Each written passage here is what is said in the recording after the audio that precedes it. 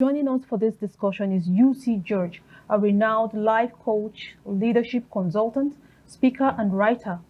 As the CEO of UC Georgian International, an organization dedicated to helping individuals, organizations, and corporate bodies prioritize personal, leadership, and career growth, UC George brings valuable insight and expertise to the table. UC George, you're welcome to the show. Thank you very much. Thank you. Welcome. Okay, so UC George, we're going to start this wonderful discussion today by asking you. I know you've seen a lot of people in their career path. They come to Absolutely. you for counseling and Yes. all that. Now, when they come to you, or how should I even put it? When they come to you, what are those challenges you see them facing? You know, the most common of them, most common challenges you see people face in their career path. Okay, so before I answer this, what I'm going to say is that the first step in breaking any barrier Okay. is identifying them. So if you don't identify them, it will be hard for you to Yeah. actually know what exactly To do. So the first thing you need to do is to make sure you identify them. And this thing is commitment, lack of commitment. A whole lot of people are not committed to their work. A whole lot of people are also, they have this negative self-doubt that actually pull them down. So they compare themselves with other people, and then they can't be able to grow in their career path. And maybe if they have something that they have to do, most importantly, if they have a task or they have a goals they want to achieve, they compare themselves with people, and that alone can actually pull them down. So these are the challenges I see people. People keep asking, how do I scale? How do I become the best? How do I grow in my career? It starts from your self-doubt. First, deal with it. The internal communication that comes with you, you have to deal with it first. And then after, you now begin to now stay committed.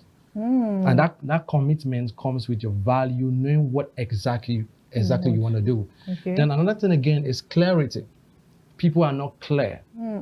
People are not clear. So once you're clear of what you want to do, you scale up to the 1%. You know, I like it when you say people do not have that belief in themselves. If I get you clearly, okay, like people have self-doubt, but you don't blame people, do you? Well, yeah, absolutely. Because sometimes when you want to start up and then you begin to, I was even discussing with my colleague today, and she was telling me that these eyes, they just make things look so impossible. Like you begin to think, where will I start from? So by the time you begin to question those things, you look at your surrounding, the society, everything, the financial implications, you begin to get the doubt, like, am I really going to make it? Yes. And one thing again is that people just want to be perfect before they start.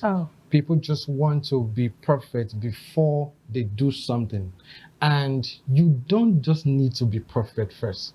Just start, and that progress is very necessary. But when you're trying to be perfect, in that aspect of being perfect, you compare yourself with people. And that is the problem that we're facing in the society.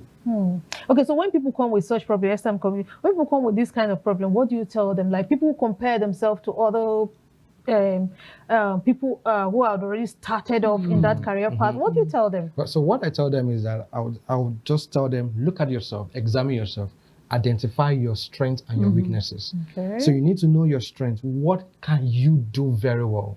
What are you capable of doing? And build capacity in that area.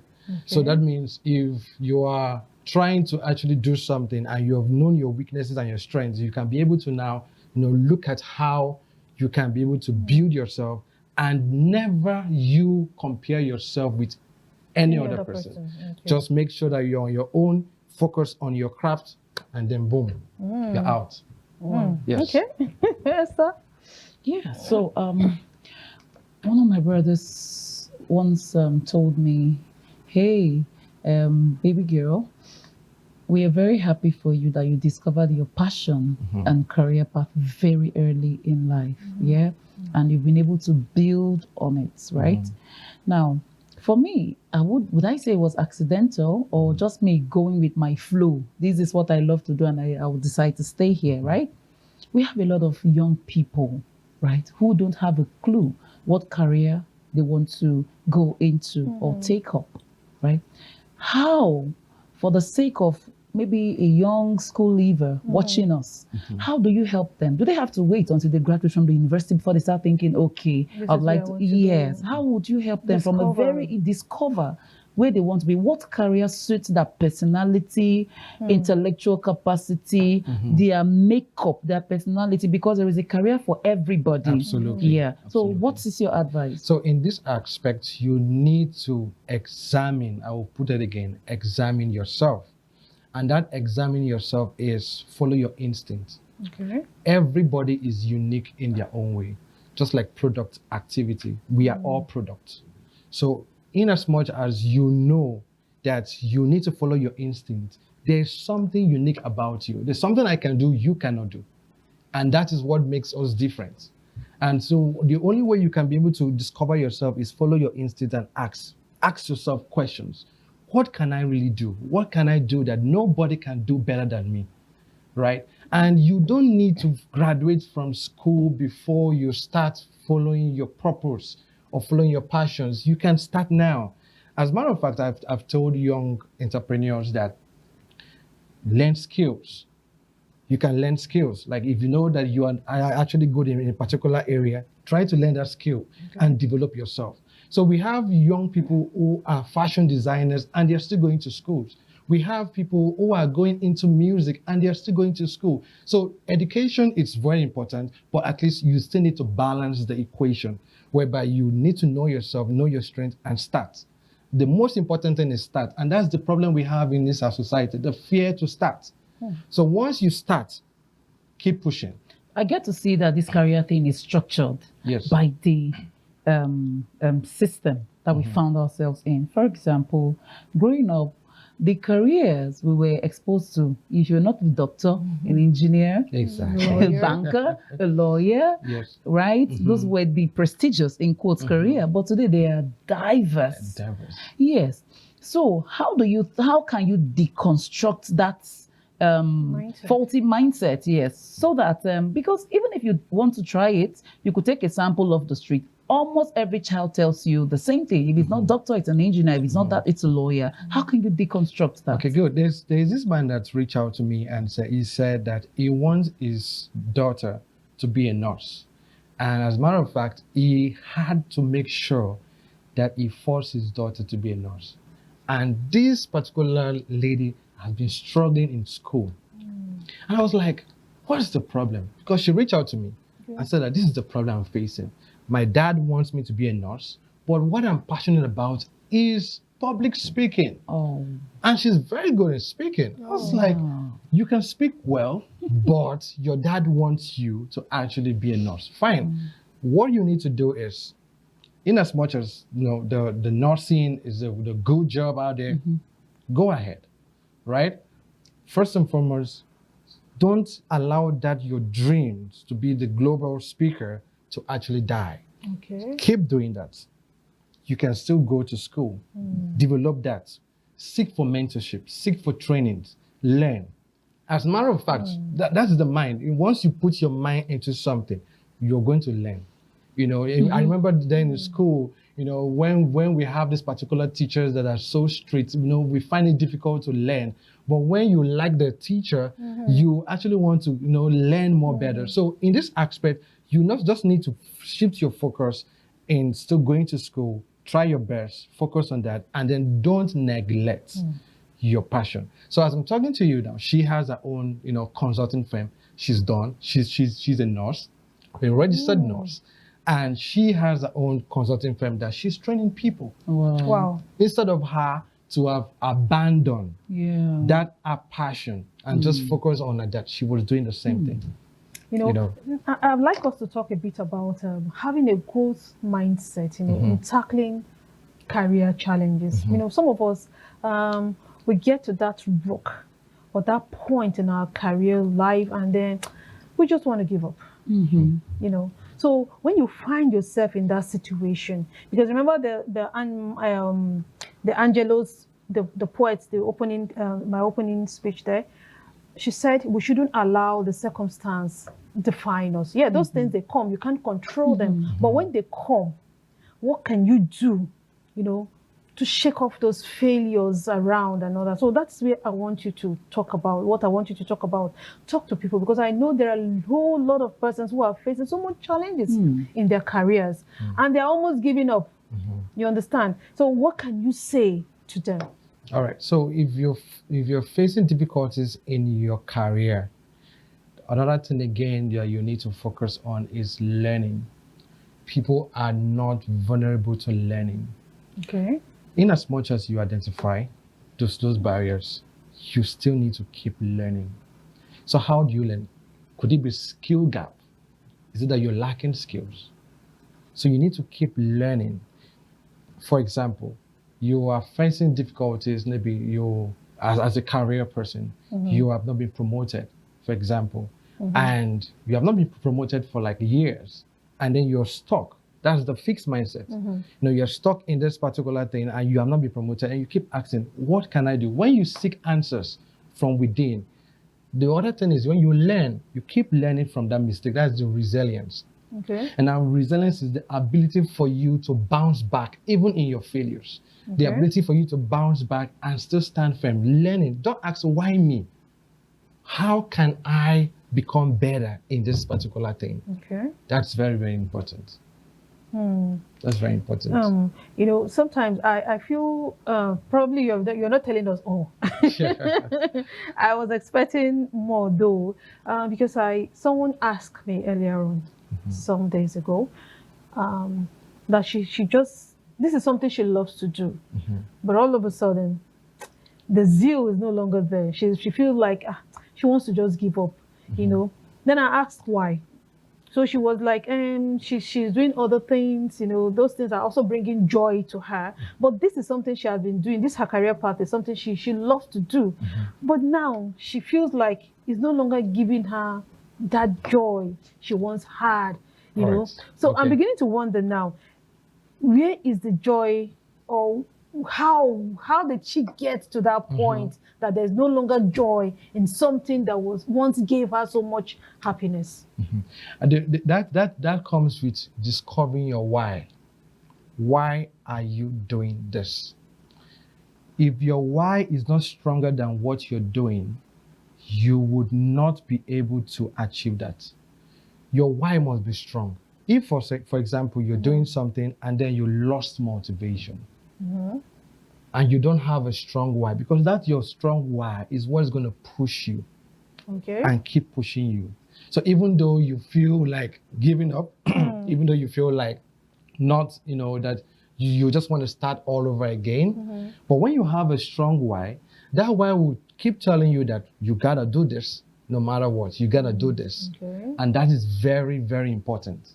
And that's very important. So people who actually go in that that route where you maybe you lose motivation, you don't know what to do, you get confused.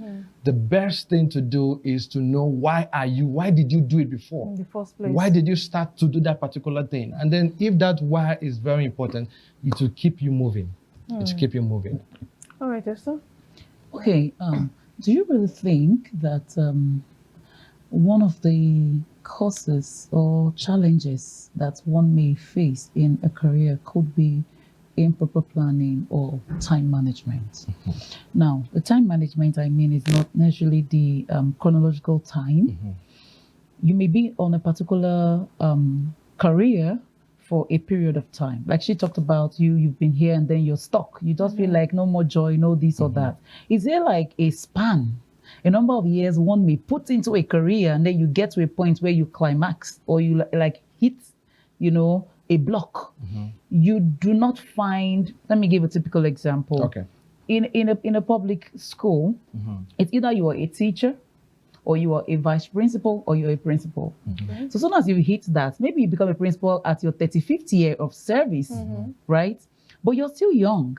And you still want to move ahead, but then the system allows only for that level of, maybe except you get a government appointment or something. So how can professionals still keep pushing beyond that level. Yeah. Yes. How can they push? How can they diversify? How can they pivot their career? Education is their passion. It's their skill and their, and all of that. So how can they still remain relevant? Yeah, they are not in the classroom, but they are still impact and they are still finding joy and happiness, being active in that same sector. So if I should get you clearly, so you're trying to say that how can they be able to still stay relevant while they are actually growing, they're exploring new frontiers, they are happier, and Now, this is the thing. We are living in a world where it's global now. So if you let me use the teacher for example. You spend years, you're now the head teacher or anything, and then you've gotten to the peak of your career, and then you feel, oh yes, I've arrived. This aspect is that is not the only thing you can do. As a matter of fact, I know that we all have a lot to do. We all have things to do. That means that even though you have gotten to the peak of where of your career, there are still some things that are still important that you can still do, which still boils down to you keep learning, because you need to learn different ways that you can still execute and be different. Right? Okay. So when you execute and you keep learning to be different in that particular thing you are, you will discover that ideas will come. We are just naturally blessed with different talents. It's just that we limit ourselves to just one thing. Okay. With what Esther just said, I think I've seen a whole lot of persons in this dilemma you just mentioned now. They've reached that point where everybody, once upon a time, it was their dream to get to that point. Now they've gotten to that point, they are stuck. Now, what can they do? You're in the government establishment. You can't go further. You can broaden your, and you cannot retire. So what do you do? To add to that, there are bankers who are depressed. There are doctors who are depressed. They're actually depressed. They just go to work for going sake. For the paycheck. And for the paycheck. So what do we do? Well, this question is really challenging, and I feel this is what people are facing. People are really facing this, and you get to that, and at some point you keep asking yourself, I've gotten to that level, so what should I do next? And even though you know what you're doing, at some point you keep asking, how can I be able to still be different? Now, we are in career-wise, right? In career-wise, if you love what you're doing, I feel you will derive joy from what you're doing. That means even though you have gotten to the peak, we have people who are doing well in industry, and they're doing, amazing well. And this type of people, or this sort of people, are actually still relaxed. So what I would feel is now for you to give back. Giving back to the society. How do you give back to society? What you have learned. You groom people. See yourself as a model where you now begin to mentor people, show people the right path. That is another way of being fulfilled. You have gotten to a level that people have not gotten to. So it's the mindset. So instead of you feeling that I'm stuck, you change that mindset. How can I help people to be better? That wants to go into this career, and I help them. Now, when you change your mindset to that level, I don't think you're going to get stuck, because you're already giving back. Like a bank manager, for example, you've been in the banking sector and you've gotten to there are people who want to be in that level. As a matter of fact, people are watching. People are watching how you've passed your promotions. You're doing well. You go to work early and all that. That's the time you now need to go back and mentor someone. Now you have changed your mentality from, oh, I'm depressed, I don't know what to do. And the more you're mentoring them, the more you're also investing in yourself. People lack self-development. I'm glad you brought mentoring into this discussion, because I was wondering the place of mentorship, in career challenges and all that. Okay, so like you just said now, so what can a mentor do? Good. Now, there are different ways a mentor can actually help the people, like the employees and all that. You can learn through observation. Now, let me share this. Imagine a man going to work 8 a.m., he goes to the office, like let me say before 8 a.m. he's in the office. Let me say 7:30, and he's relaxed. Everything is and he's dedicated to his work. And then the subordinate or people, the staffs are observing. They're watching what he's doing. Now they are learning from that. Okay. Now the thing is that most people who have gotten to the top, they don't pay attention to little things. And now this is what I'm going to say. Imagine I'm giving a file. Actually, to give a file to my superior, and he's not paying attention to little things. The subordinate or probably the staff will not actually pay attention. He can just write anything and give to me. After all, I'm not going to proofread it. Okay. But when you're actually proofreeding and you say, okay, this is it, you are already making him or her to actually know that, oh, I need to do more better because there's going to be an error. Okay. So that's another way of mentoring. You mentor people by actually looking at what are their strengths, what are their weaknesses, and how can I be able to nurture. And another thing again is, don't you think of, taking them out, like you don't want them to come closer to you. You need to make sure that they're actually closer to you, so that you can mentor them well. All right, so let's take a few tweets so to see if we can change the trajectory of this discussion. Good. And our first tweet is from Collins, and he says, edit your CV from I can work in a challenging and high pressure environment to I'd like to work in a healthy environment that appreciate my skills and offer avenue for growth.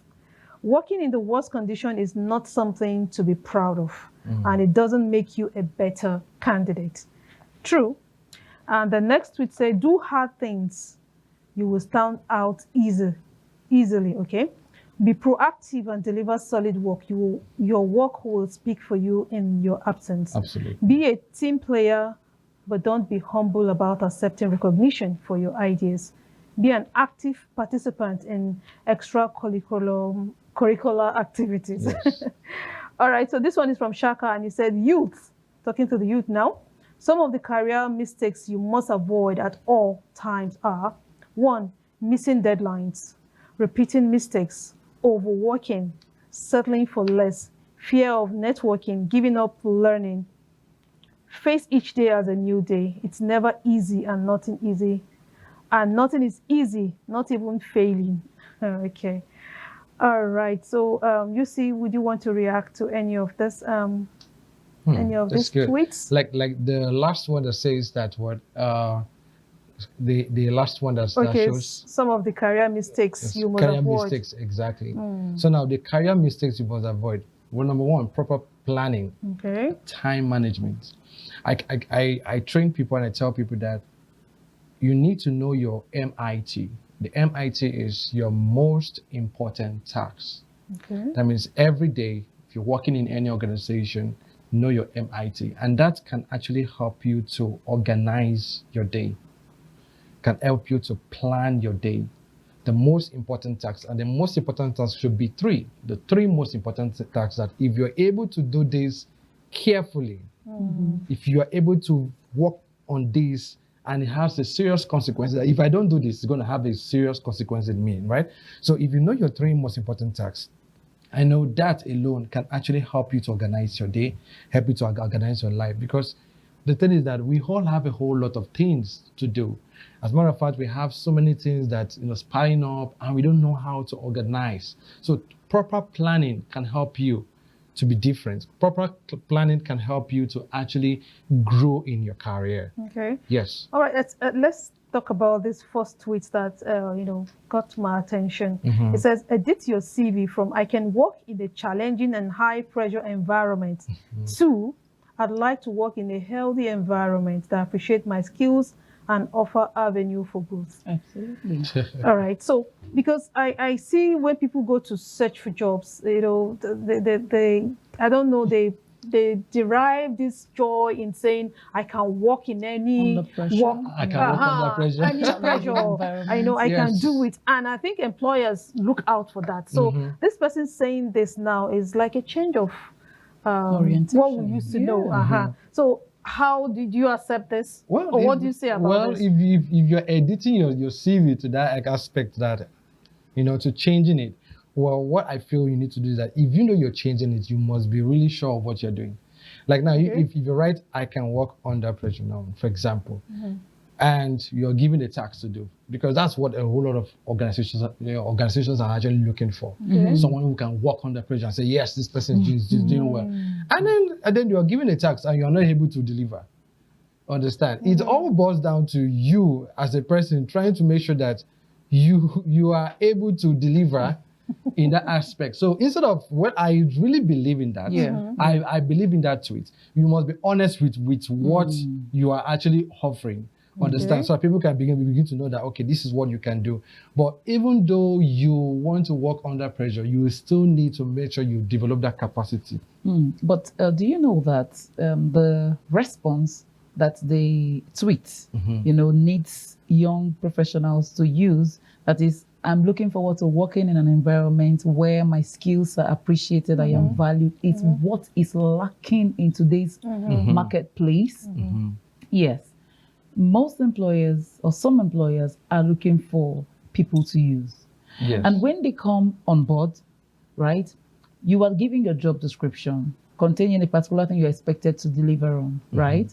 And then at the end of the day, you find that you are playing up to 4 or 5 roles. Before you know it, you begin to feel tensed and all of that. Okay?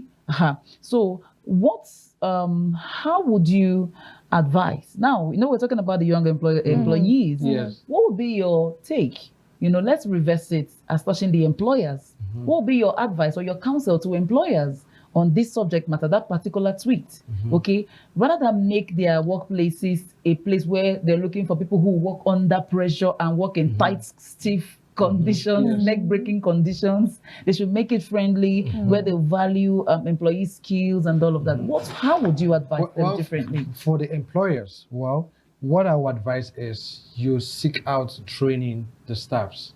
Seek out training people. Now, if, for example, as an employer and someone brings a CV and I read it out, and I need to know your strengths and your weaknesses, so that I can be able to, I feel that is where true leadership comes in, because you know how to actually, give a particular role to this person. So even though you are being honest with your CV, you need to actually, know their strengths, know their weaknesses, and then know how can you help them to actually still become, to still align with the vision of the company. How about a scenario where your superior is not a leader but a manager? A manager thinks like, factory, everything, it must give me the result I need. Whether you are skilled in this or that, you applied for the job, you must deliver. Yes. That's the problem we're having in our society. Okay. That's the problem we have in our society. And if the employees or the employers are still having this mentality, it will be hard for them. Now, for example, there's this story I heard, that was the last year or so. This young man, he wrote in his CV that he can speak Chinese. Wow. He doesn't know how to speak Chinese. but because he wanted the job, he saw the paycheck, which was massive. I was like, I need this job. And he just applied. And the company were looking for someone who can speak Chinese. And they called him. And he had to, he had to kind of, embarrass himself and all that. And they had to, they gave him a quick notice. They told him to leave immediately. Now, the thing is that he lied about his CV. I'm just going back to the tweet. He lied about his CV. Now, if it's something that there is a room for let me say for training, growing on the job, learning and mastering on or maybe the there's a particular thing that you can still grow in that. I feel the employers should actually still find a way, to see if they can still employ. To me. But if not possible, they can just, Sorry, now I have heard a phrase from an employer. He said they didn't start this business to train anybody. They need people who know what to do. Once you are hired, you hit the ground running. They don't have the patience to babysit anybody. It is part of the challenge we're talking about. Career challenge. Exactly. But let me ask you this aspect. Why would an employer be asking for, you need someone who has 20 years experience, and the person just finished school last year, and you're asking for 20 years experience? I feel no matter how, that is where training should be. Okay. Because if I want to grow career-wise, I've gotten a job, and this is the job I want, I can grow. That is why every employer should be able to find a way to train. Okay. So when you're training, they're learning. So if you're looking for the expert, fine, you can. You can. But you can't say that you need someone who is below 30 and has probably 6 years experience. In what exactly? And you know the downsides in training employees. Employers are scared. Once you become a pro, you will jack and leave my company. If we begin to look at all this, they will not help anybody.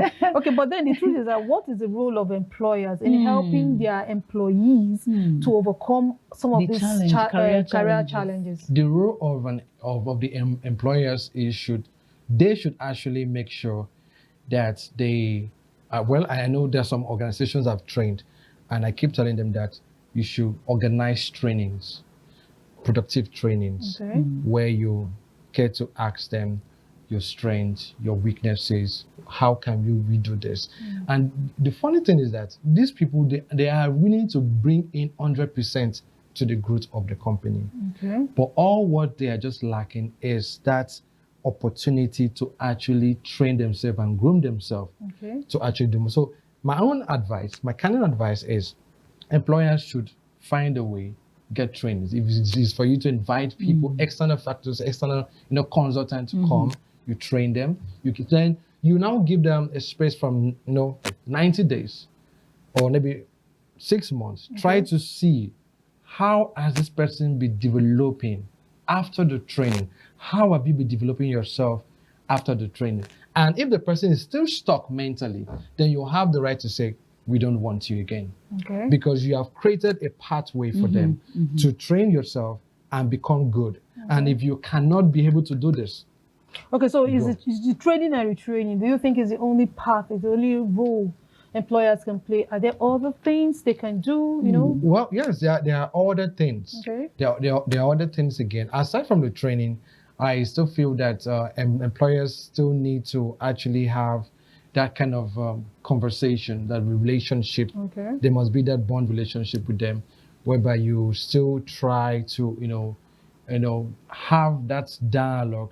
Once they're free with you, there's some people who are kind of scared. Okay. What if I do this now and they shout at me? What if I do this thing and but once you bring that, you close that gap and bring the person closer a little bit. You bring the person closer and have that relationship with him or her. I'm sure that's another way of getting to still train you. All right, thank you so much, UC, for coming on the show today. But I still feel, I don't know, because I had a conversation with someone before we started this show, and there was this bitter complaint about being fed up. So I was looking for ways to help this person out of that situation, but I just looked and looked. I just couldn't help. So I felt maybe there are other things colleagues, could do to help their fellow colleagues who are also in that, situations, to help them come out of it. So I don't know if you have one word or so to. Okay, for the colleagues, right? Good. Then for, the other thing is, going to work 9 to 5 or 8 to 4 p.m. and all that. You still need to leverage on relationship. Okay. And that leverage on relationship is, who are the people who are doing better, and you can actually learn from them. Okay. Aside from your employers and all that, you can still have that conversation of like relationship with cross departments, depending on where you are. Then you learn from that. All right, thank you so much for coming on the show Okay, today. thank you. Thank you so much for joining us today, and we hope you found the discussion informative and inspiring. Until next time, from all of us, here is stay motivated and keep pushing forward. Bye-bye.